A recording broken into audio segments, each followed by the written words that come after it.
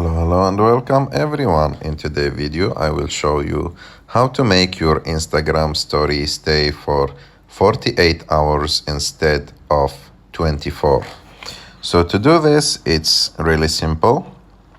First of all, you should be subscribed to Instagram Plus, and after that you have just to go to any story that you just posted, and after that click on the list of your viewers, and as you can see next to the delete icon there is a new icon. You have to click on it and it will give you the option here to extend your story for another 24 hours. If you want to do it, just click on extend, and like that this story will stay for 48 hours, not just for 24 hours.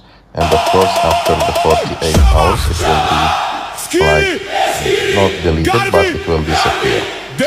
I hope that you like this video. If you like this video, don't forget to subscribe to our channel, to like this video, and see you in the next one.